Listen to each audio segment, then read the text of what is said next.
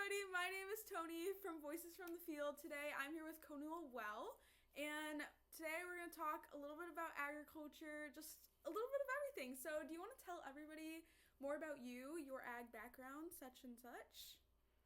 Okay, so my name's Newell. I'm from the lovely big state of Texas, the Lone Star State. Growing up, I was really raised around agriculture.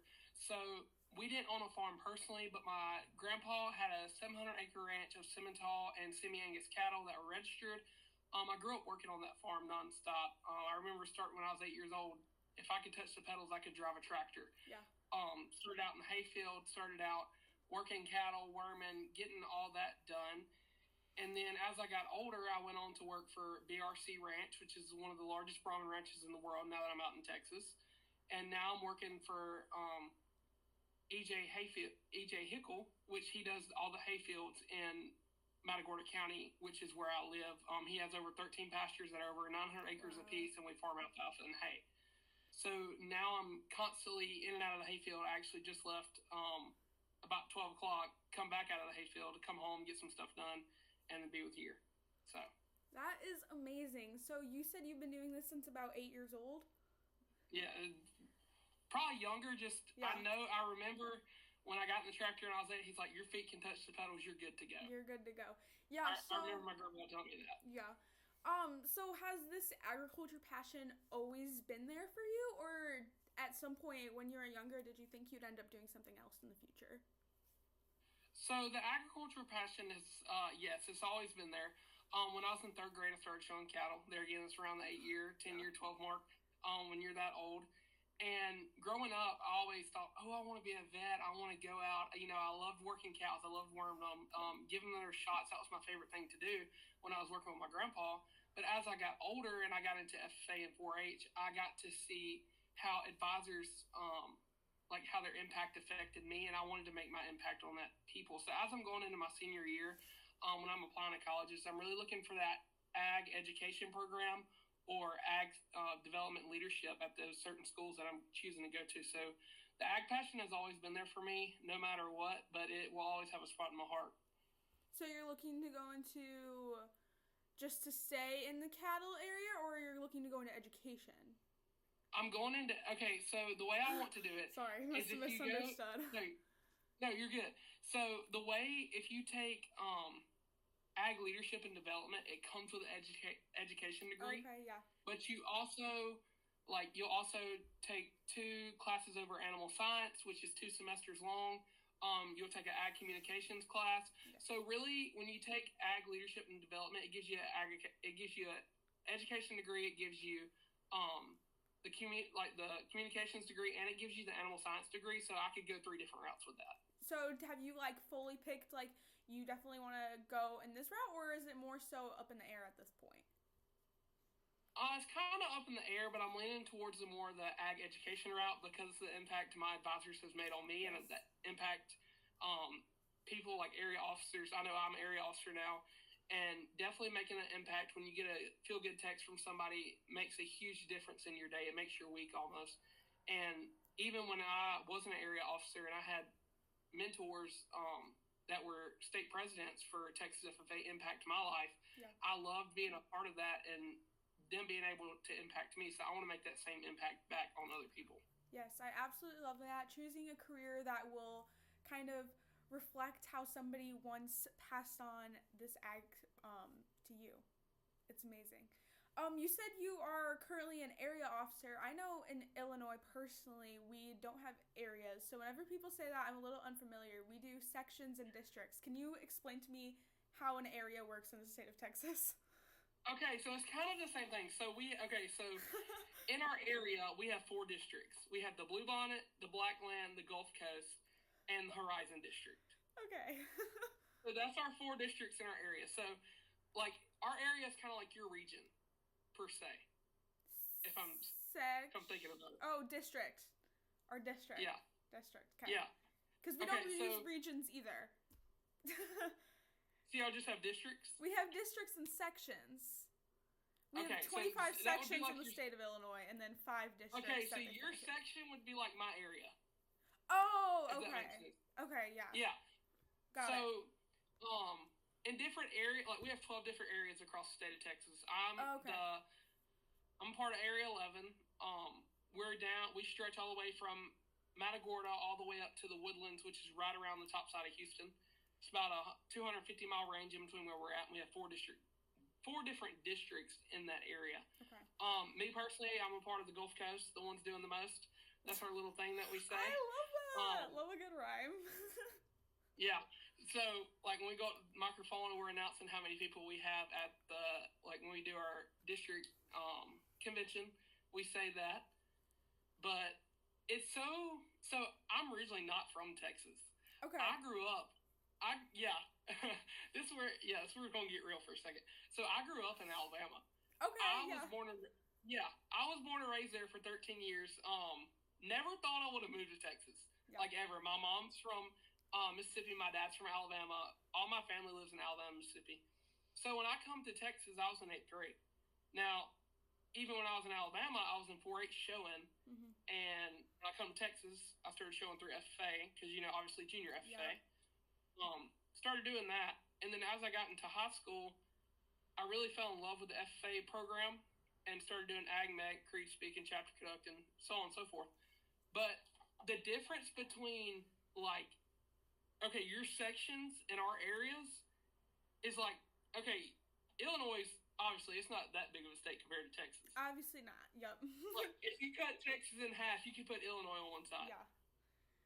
So, how many sections do y'all have? We have 25 sections in the state of Illinois, and then 5 sections are in each of our 5 districts. Okay, I'm trying to break that down in my head, and it's not breaking down. So, Illinois is basically split up into 5 districts, and then I'm part of District 1, so then District 1 is split up into, sections 1 through 5. District 2 is sections 2 through 10. Okay, I got what you're saying now. Okay. Yeah, it's so confusing because I'll talk to people, and they'll be like, yeah, I like one, area or something, and I'm just, kind of confused, so I figured I'd ask since... Okay, let me explain this, because I got the gist of it now. Okay, so your district is like our area. So y'all have 6 districts, right? 5, yeah. 5. Y'all have 5. Okay, so we have 12 areas. Okay, yeah, and then Texas is bigger, so that makes sense. In those areas, there's districts. Kind of like your county almost. Yeah. So ours is, Area 11. Is Gulf Coast, Blackland, Bluebonnet, and Gulf Coast. Okay, I got you. Yeah. And that's the 4 districts. Backwards. Yep. Yeah, just backwards, just the other way around. Just a little But backwards. Being an area officer is... Go ahead. I'm sorry. No, you're good. Continue. I wasn't even saying anything. Okay. Being an area officer is really fun. You get to go to a lot of stuff. I know I get to go to National Convention for the first time in October. Yeah. Super excited about that. Never been. You get to host... we have District Leadership Conference where we host it with just our district. Mm-hmm. Yep.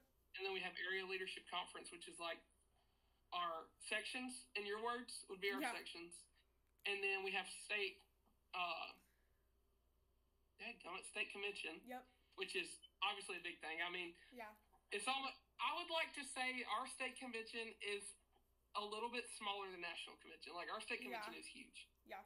I've definitely seen some pictures of some of the bigger states conventions, and then being from Illinois, we definitely have a bigger convention than some states, because obviously some states it's almost just an auditorium kind of vibe, but no, it's crazy. You look at a state like Texas and you're like, wow, that looks like national convention.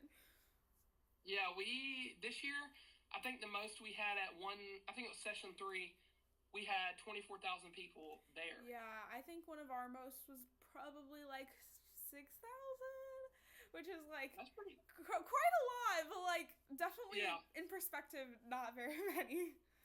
Yeah. Yeah, I'd definitely say the way areas and sections are set up, I think National FFA should make that all across the board the same thing. Yeah, definitely. Yeah, so we're not getting confused. Yeah, or at least call them the same thing, because how it's all divided up, it sounds very similar to mine. It's just called different things, so it's very... Yeah. Yes. Make them all the same name or something, so that way we don't get confused on stuff like this. Okay. Speaking of FFA, I want to... Okay, back to, let's get back to knowing you. Not just Texas FFA. Speaking of FFA, for a while there, I didn't have any FFA members on because I was doing interviews with farmers. And then I suddenly started having a lot of FFA members come on. So I've been asking you guys all the same question on how FFA might have changed your viewpoint of agriculture. I know a lot of people didn't even really know what agriculture was before their FFA experience, and I know that's how it was for me. But being surrounded by agriculture for so long, and then you join FFA, did that change maybe your perspective on it or widen it in some sort? Okay, so growing up, I always thought agriculture was just cows and farmland. Yeah. That's all I thought it was. That's all I'd ever been raised around. And when I come into FFA, I got to see the contest side of it. Yeah. Really, that was my biggest thing. Is I got to see your LDEs, your CDEs, your SAEs. I know, like, speaking of just thinking animals or animals and farmland is just agriculture. We actually have a processing facility at our school where we process all of our county animals. And getting to really work in that aspect and seeing like the different parts of agriculture really come together, go from the pasture to the plate process, is really changed my mind going into that. So a big thing right now going on in the world, and I know it's just not where I'm at, but also in Illinois, Washington, Oklahoma, California, Texas, Mississippi, Florida, is the data centers. That's a huge ordeal going on right now, is because they're taking up so much farmland and agriculture, and we got to have agriculture live. You got to have food on the plate. Right. And farmers are the backbone of America. Yeah, I can definitely yap for a hot minute about different things that we do now that take up so much farmland, and we'll definitely get to that towards the last part of the podcast because I definitely always make sure I bring something like that up. But I will say that growing up around agriculture and then getting to FFA, it really did change who I was as a person and how I looked at things, because now I just don't look at it as, oh, well, if it's not from a pasture or corn, then it's not agriculture. No, it's literally in everything you put on, you wear. I mean, your shirt, your clothes, tires on your truck, everything. Yeah, I definitely have similar to you, except I was not raised around agriculture at all. I live in the middle of town, but we are surrounded by a whole bunch of cornfields. So, like, on your way to Walmart, you'll pass cornfields or soybeans. So, like, for me, agriculture was just always those fields that you passed, like, when you're driving somewhere. But, yeah. Okay, last thing I want to kind of ask you about for this Get to Know You section is your SAE. As an FFA member, you definitely have a SAE, I'm guessing? Yes. So I grew up showing. I showed all the way up until I was in the 10th grade. Yeah. And then once I was kind of getting where I was kind of burned out on showing. Yeah. And my dad's always been a welder. Okay. And he's taught me how to weld growing up. So then I got into the ag mech side of things. Fell in love with that.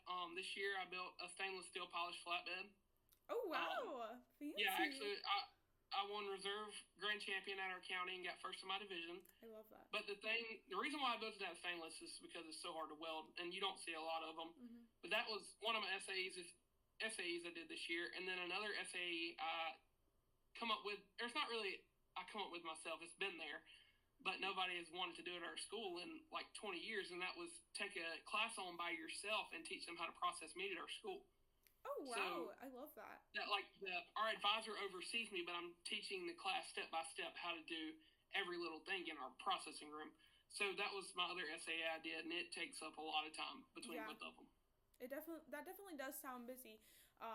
Trying to manage multiple SAEs. I know for me, mine's always just been ag comms, and then I have like summer internships with crop scouting that I'll enter in for books and such, or I have a couple ag ed ones similar, but nothing that's too time consuming all at once. Everything's definitely very broken up, which helps me definitely stay managed, but that's definitely very overachieving of you. Well, I've had to learn how to do time management because I do play football. I am in powerlifting. I do track. Yeah. I do ag mech. I'm an area officer now.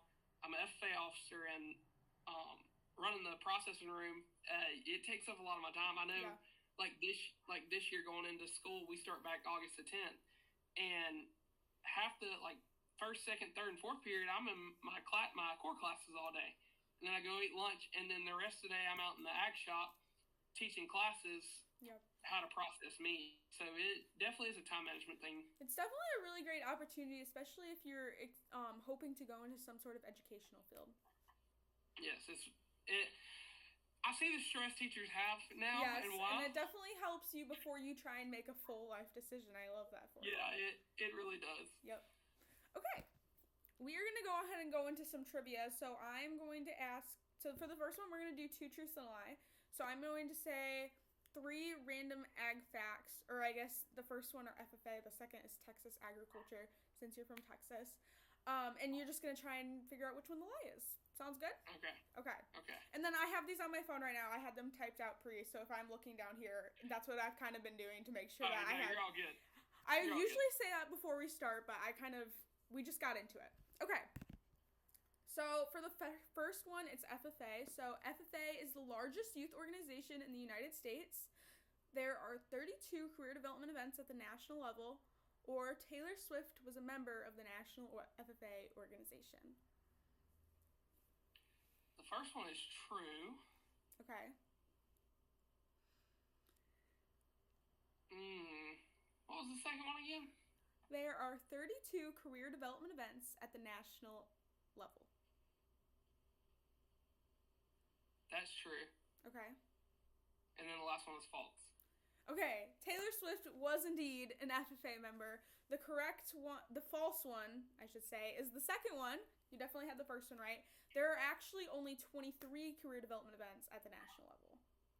Okay. Which also surprised me because I know Illinois does a couple weird ones that, as I've talked to people in these interviews, other states don't do. Like, we do an AgCom CDE. I know not every state does Ag Ed, although that's becoming more popular. Stuff like that. Yeah, Texas FFA started that last year, and it's really become a big thing. Yeah. So, I know they're definitely more popular now, but I was talking, where was she from? Virginia, and they do, like, some environmental one. We have a lot of those. I don't know. I don't remember exactly what it was called, but something like that. Yeah, so. you got, like, landscape, nursery, plant identification, entomology. Yeah. That kind of stuff. Okay. Next one. These are Texas ones, so testing your knowledge. Yeah, okay. Here we go. Texas is home to the largest cattle inventory in the U.S., exceeding 12 million head of cattle. 98% of Texas farms are family-owned, or Texas has the second most farms of any state.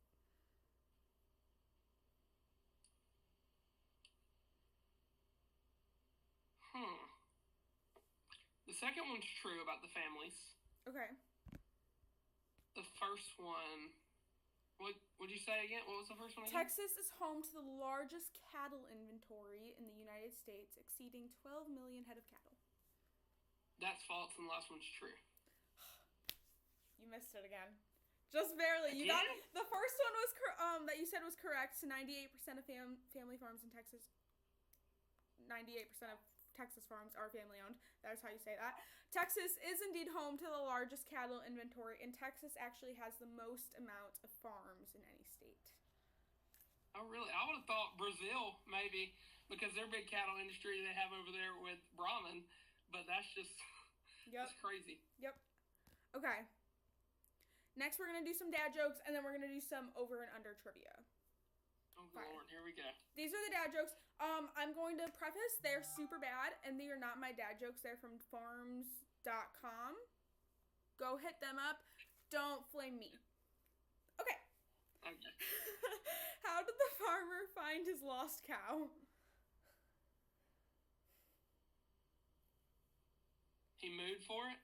He tracked her down. Okay. You don't have to give me... That was pretty good. That was pretty good.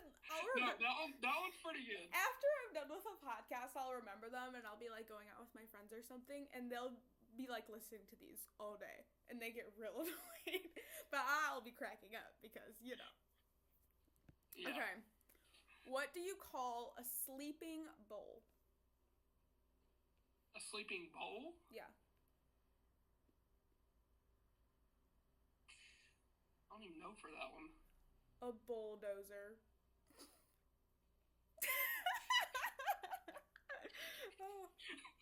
They work every single time. Okay, last one. Why did the Scarecrow win an award?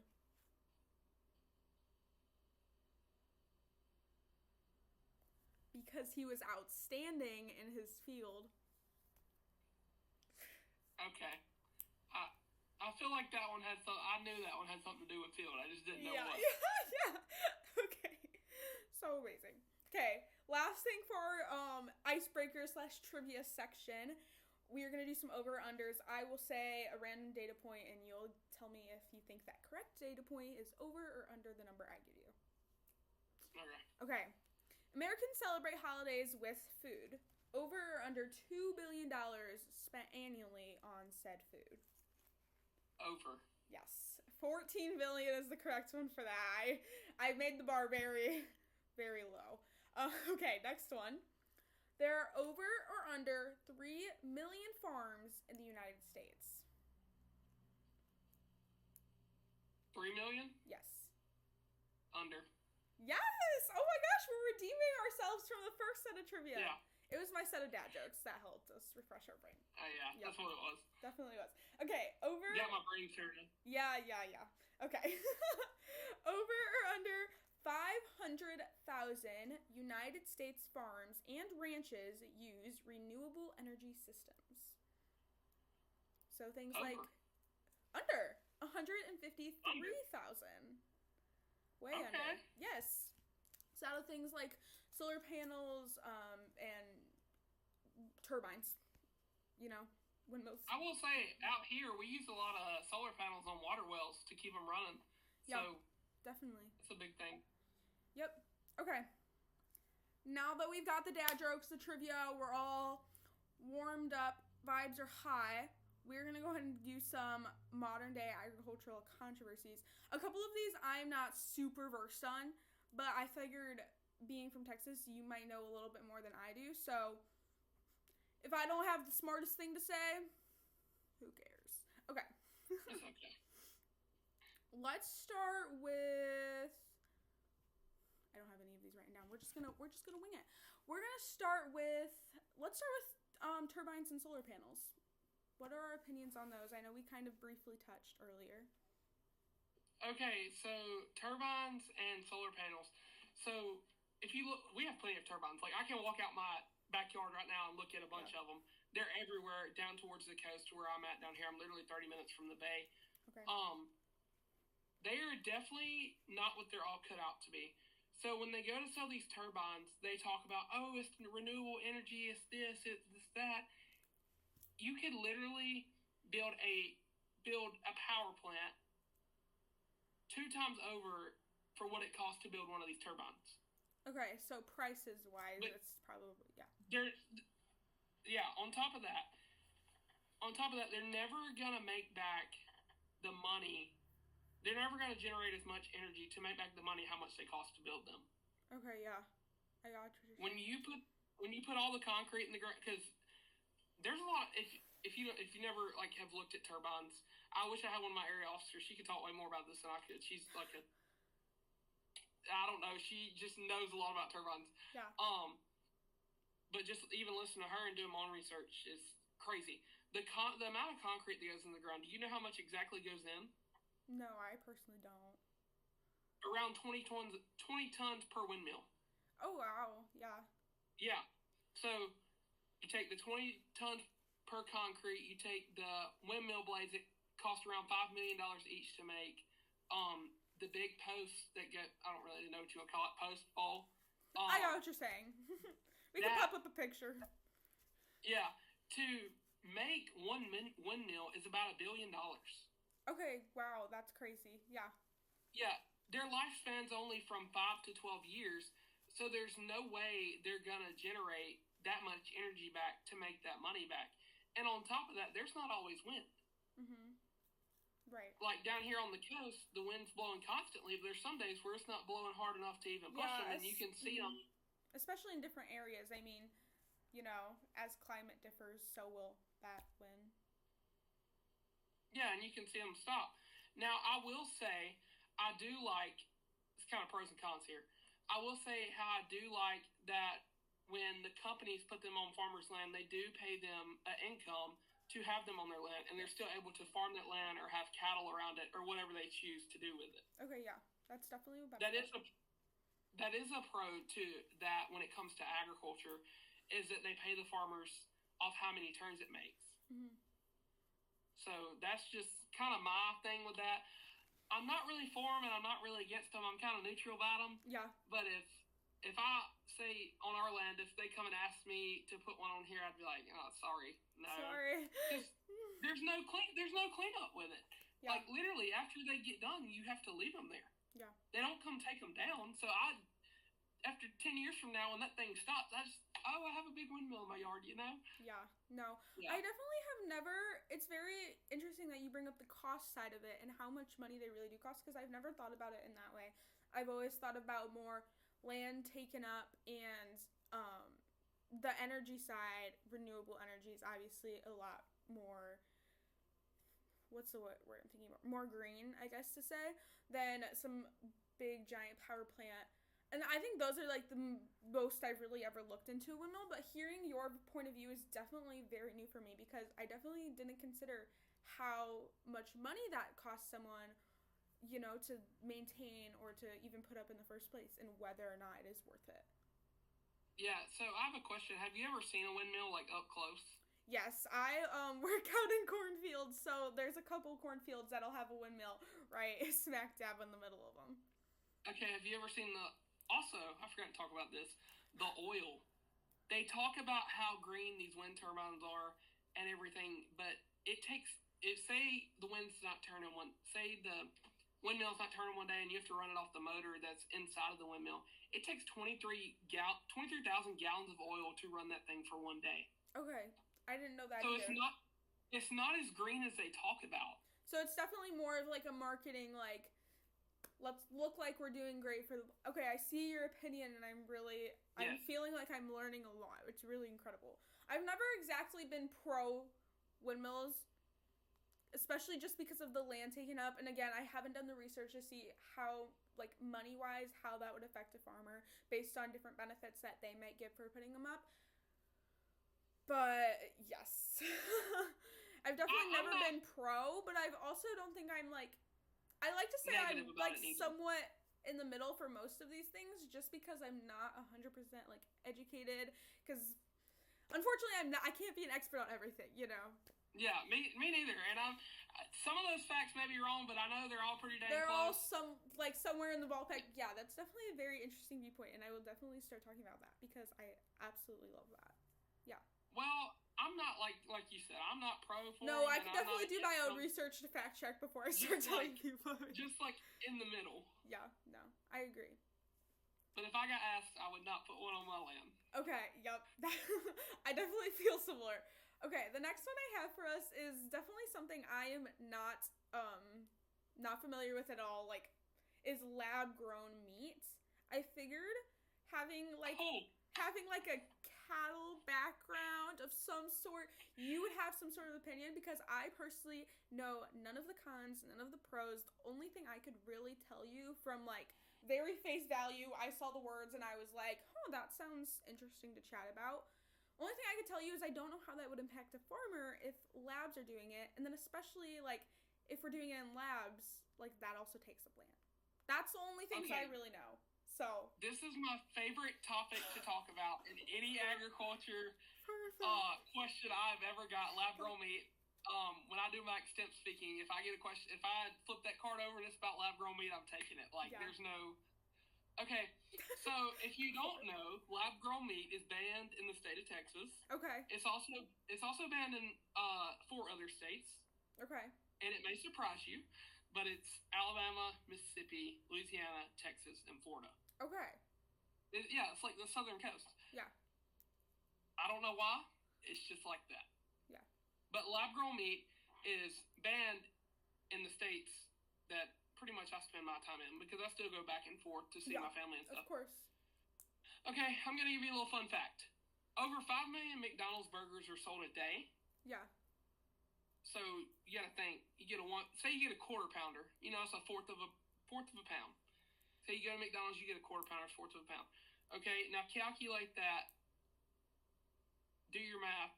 If you sell over 5 million patties a day, you divide them into a quarter a piece. There's not enough cattle to go around for that. Okay, I feel you. And But, I've definitely had conversations with one of my friends about this where she's like, the numbers aren't adding up. no, the numbers are not adding up. Yeah. So when I went to Tennessee this summer, and we went to McDonald's just for a quick stop, grab some lunch, go, just so we can get back to our vacation, I could taste the difference. I honestly Really? could. But Yeah. between having a Texas McDonald's burger and a whatever the heck you want to call that, it's just Yeah. my personal preference is give me the beef. Um, Of so course. lab grown meat. Let's get into this a little bit deeper.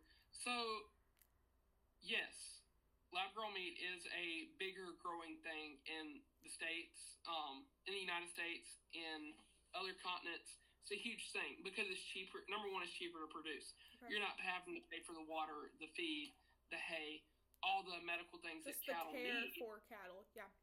Yes. But you also have to look at what they're putting in these burgers. Mm-hmm. Pesticides are a huge thing. That's how they grow them, if you didn't know that. Okay. They literally start them out as almost it looks like a seed. It's honestly crazy how they grow these things. You start them out as almost like a seed, and then it turns into like a fungi.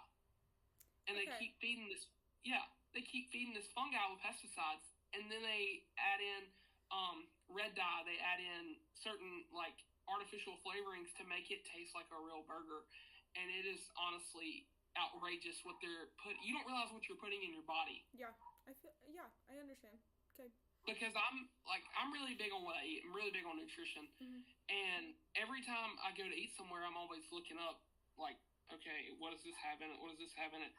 And just it's crazy what they put in lab grown meat. Okay, yeah. I definitely like from a consumer standpoint, it's almost like you see the label and it's like you almost like you see the lab grown meat label maybe on some sort of package. Not that they would advertise that. I don't know. That might be weird. But if you were to see that label, it's almost just like you feel skeptical about it. And apparently it's for good reason. If you go to Burger King, they call it the Impossible Burger. And supposedly it's vegetational meat. Okay, let's be honest. You're not getting this from vegetables. Yeah. You're not growing it from that standpoint. You're not blending up a bunch of vegetables and turning it into a burger. There's no possible way. Mm-hmm. Yeah.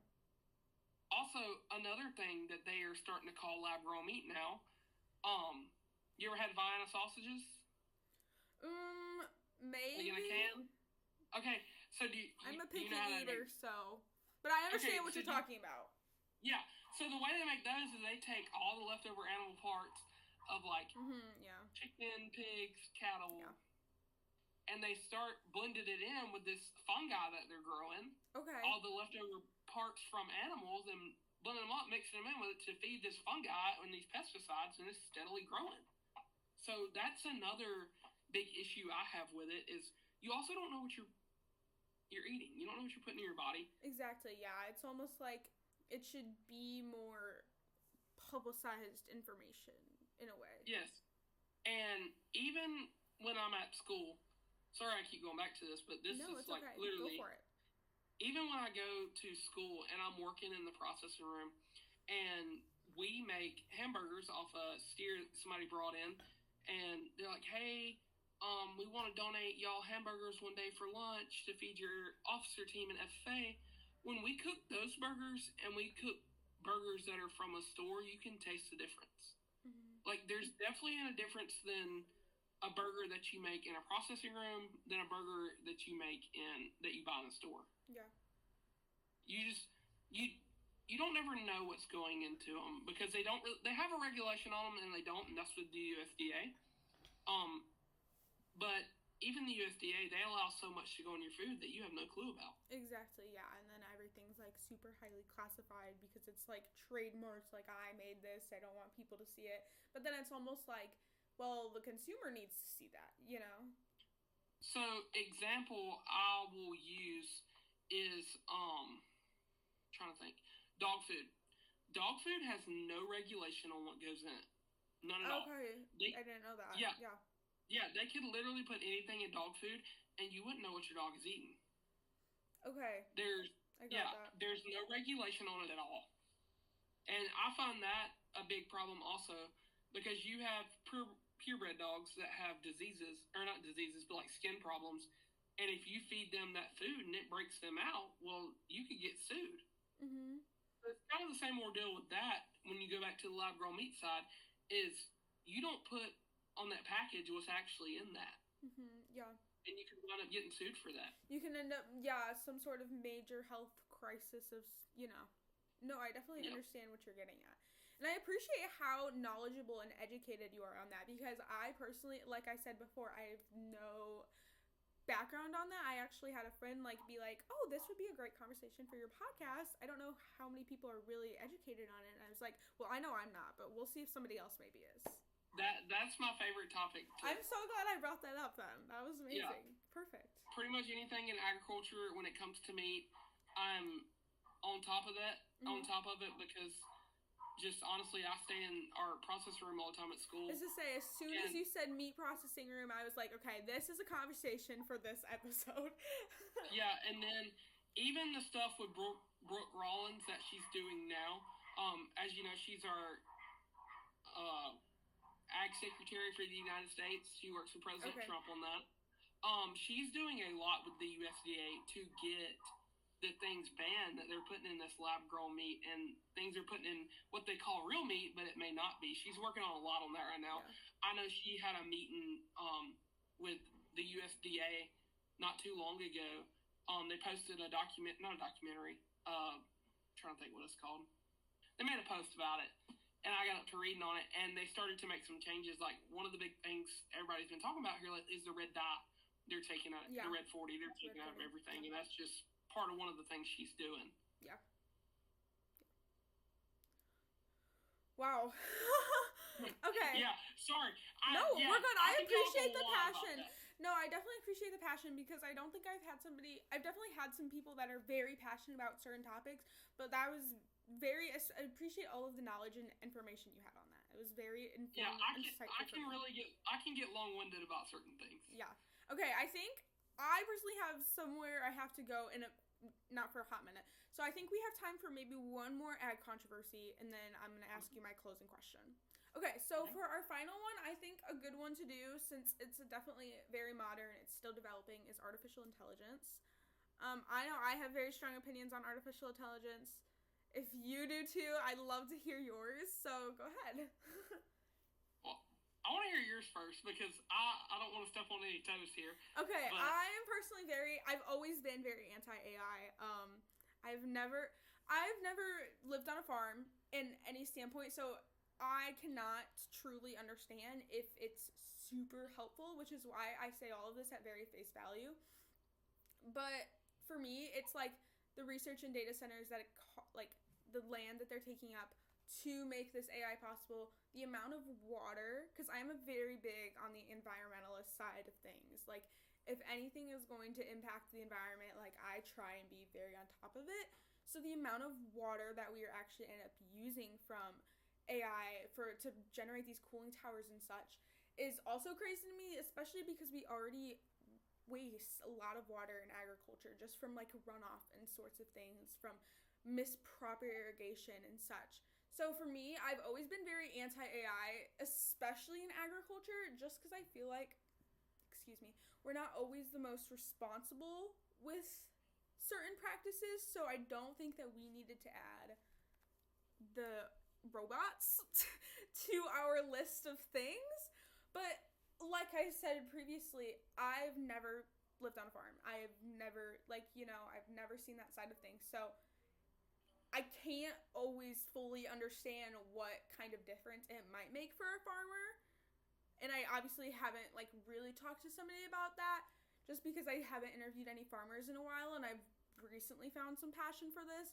But that's kind of my opinion. I'm definitely anti-AI. Okay, so I would have to second that. Okay, perfect. If you're in agriculture and you use AI, I think you have it twisted. Yeah. Now, I say that you can use AI for good things, or you can use it for stupid things. Mm-hmm. Yeah. And here's my point in that. You can use it to either help you or hurt you. Just like a lot of people use it for homework. Yeah, to write your essays. Yep. I will say, I cannot tell you how many of my classmates like, oh, I'm going to use AI to write my essay. Well, good luck when you get caught and you get a 0. Exactly. But, anyway, Yep. That's how I've always felt too. Yeah, it's teaching you to be lazy. Right. It's definitely just not, yep. To not think for yourself. It's kind of what I'm just getting at, is you almost rely on this, and it gets so bad to a point that you ask AI before having your own thought or opinion on something. Is kind of my opinion. Very much so. Yeah. It's teaching you. It's basically taking your common sense. I know my dad always says common sense ain't so common. Yeah. And I love that. Is stuck with me. But that's one big problem I have against it. Another one is the water. So here in Matagorda County, where I live, we have data centers trying to come in, and we are protesting them hard. Yeah. Really hard. There's like 4 or 5 signs out in my yard that says no data centers on it right now. Yeah. I actually got to go speak at our county meeting about the data centers when I don't even know who this guy was, tried to come over there and was telling us all about how they would be great for our community and the world. Well, what's wrong with the way we do things now? Yeah. I mean, you've been to the moon. You got Google. I mean, everything you need is at literally the tip of your fingers with this thing right here. Sorry, I'm moving locations real quick. Oh, no, you're good. I mean, like, everything is at the tip of your hands with this, and you don't really need AI when you can figure it out on your own. I mean, AI is becoming more important than your life, basically, because that's all they want to do with it now. Yeah. And on top of that, they take up so much farmland. It's crazy. Yeah. I know right up the road in Wharton County, where I used to attend school at, they just bought 5,000 acres worth of farmland, and they offered the farmer a number he couldn't. I mean, obviously you can't resist. Yeah. And they're building an AI data center on it, and it's pulling over 1 billion gallons of water a day to run that thing. Yeah. And it's 5,000 acres. I mean, what is that going to do to the community? Right. Yep. Definitely. Is the community going to have water? Are they going to be able to shower? Are they going to be able to use the restroom? Like fresh water, especially. Yeah, I definitely understand what you're talking about. So I fully understand where you're coming from with that. Yeah. I am totally against them, 100%. I will tell that to anybody and everybody. I will talk about it, write a speech about it, whatever I need to do. It's hurting rural if I said that right, I can't hardly say it. Rural.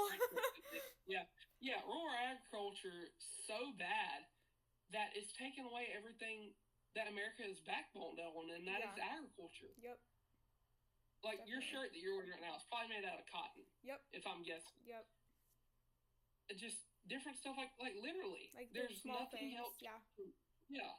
It's stuff people don't think about, and it drives me nuts when people are so, we need to build data centers. They're going to help the future generation and this and that. No, you're hurting the future generation. Yeah, 100%. You're taking away the crop. You're taking away the clothes you have on your back. You're taking away the rubber you have on your tires on your truck. Just little stuff like that people don't realize that come from agriculture. It drives me insane now that I'm really big into it, and they just don't realize how much agriculture affects them.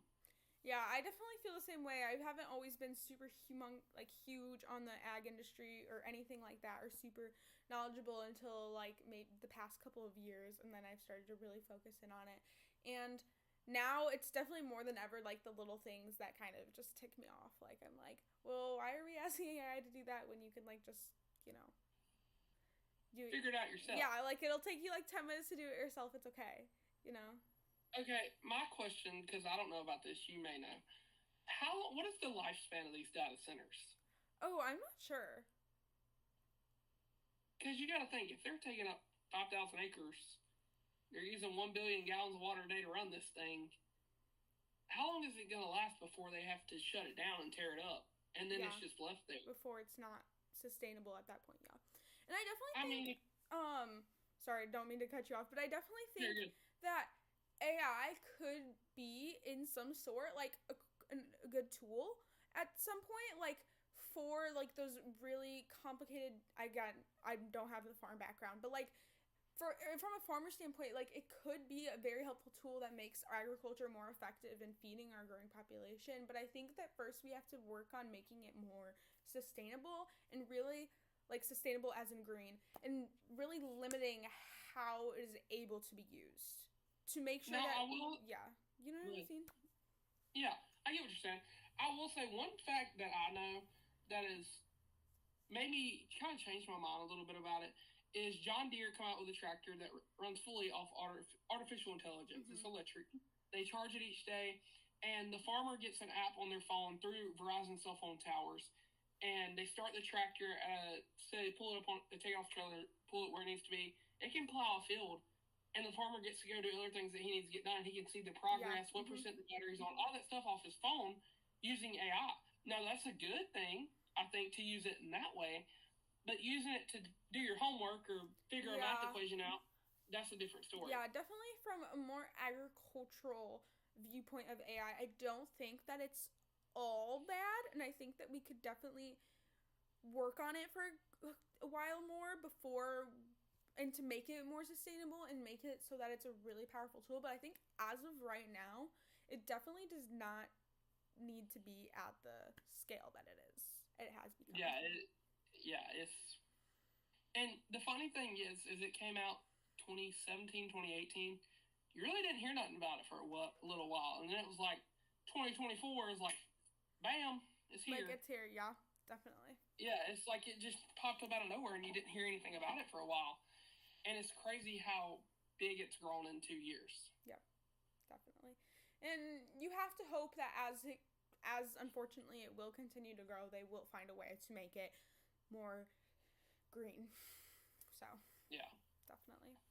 Okay, how are we feeling? We've good. We're feeling a little tense, a little heated about some of the systems in place, I feel, but I mean that's kind of just what I wanted to talk about. I really wanted to talk about how agriculture is evolving because that's kind of the idea and thought behind my podcast, and I figured talking about modern day agriculture controversies was a really good way to do that, and I really do appreciate how educated you are on all of those because it definitely helped me become more insightful, and I hope it makes somebody else feel more insightful about it all too.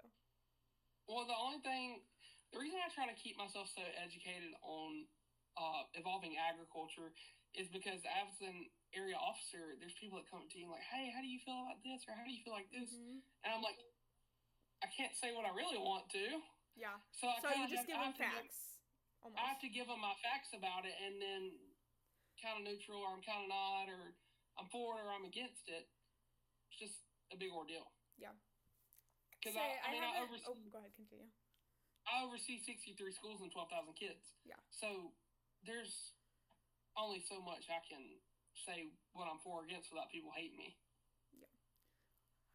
Yeah, we don't have, I guess, area for you, district for me. We don't have district officers, but we have section officers of each of the 25 sections in Illinois. So I definitely understand where you're coming from, and it's definitely not near as big of a scale, but feeling like maybe there's a viewpoint for that.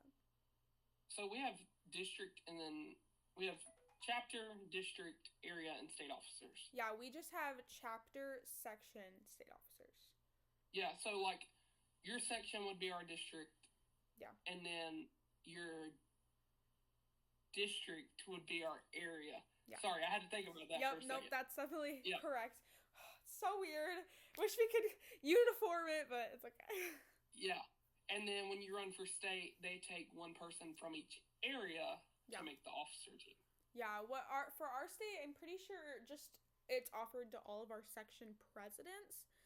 All of them get to battle it out at some point, and then top 10 will give the speeches and stuff and run at convention. Yeah, that makes sense. Yep. Are you planning on going for a higher role in your state officer team? Is that like a goal for you? I want to answer this, but I don't. So I do plan to run for state officer in my state, but it's not one of those things I'm just like pushing heavy at this moment because I'm really close with my area officer team. The 7 individuals that I serve with is amazing. They're all amazing. Yeah.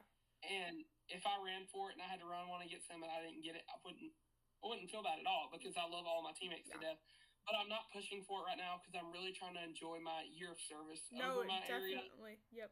I'm trying to enjoy that and make sure I'm reaching everybody on a deeper level, understanding how they feel about FFA and what their why is in FFA. Yep. So, yes, I do plan on running for a higher position in my state to be a state officer, but I'm also trying to savor the moment that I'm in the not opportunity promoting it you right have. now. Yeah. Yeah, I'm not really promoting it right now. Yeah, of course. Yeah, I totally understand that. Yeah. Yeah. Okay, well, I have one final question for you to wrap everything that we've talked about in one giant package. I try and ask everybody this just because I know for me in the state of Illinois, it's people in more rural communities won't have as much say in things like the government and such because of the bigger city that's Chicago, and they get more of a say in the politics and such. And you can even just see that in like election votings and stuff like that, not to be political, but you can just see the numbers where definitely Chicago will get the say in kind of what dictates for the state almost in a way. So I just wanted to give every single small town person a voice through Voices from the Field. So if you had one thing you could say as maybe somebody from a more rural area, what would it be? About anything or just anything? Anything agriculture, anything that you want to say, just your message from maybe somebody that won't get as much say in the world. Okay, so if there was one thing I really had to say and give out to anybody in the world, especially in the bigger cities, sorry, the bigger cities, is that they should start farming their own, like having little greenhouses in the big communities in the cities. Because if you think about it, it would give everybody a role in that community. Yep. They would all learn how to grow their own crop. Like it could literally start with a tomato plant or a squash plant, zucchini, anything small like that. They could have these little urban greenhouses in their area and start growing their own crops that they can share throughout their community. Yep. Like in community bigger gardens. Yeah. Yeah, that's another big thing that's happening in agriculture. But like in this, okay, I'm an hour from Houston. Okay, yeah. Hour from Houston. Houston's one of the biggest cities in the world. One thing you don't see anything of in Houston is farmland. So even if you just started these small community gardens where people are learning how to grow their own crops and everything, we'd probably be better off as a society. Yeah. They would understand the agricultural world more than they do now. Definitely. And I think that education standpoint and making sure that even though you're from like some skyscraper village, you still understand like where your food came from, the things that you're wearing. You can just have a simple basic knowledge of that. So just simple like ag literacy. Even a little bit. Yeah, definitely. Again, with like upping agriculture education and stuff like that. Definitely promoting it. Promoting it more than what it is now. Yes, I 100% agree. And I love that. It's amazing. Yeah. That's pretty much all I have to say about that. Well, that's all I had for you today. Thank you so much for coming on the podcast. Like I've said like 400 times, you're definitely very educated. I really, really appreciate it. It makes my life so much easier when you're very understanding and passionate about the things that we talked about. Yes. Thank you. Yes. Well, bye everybody. Bye.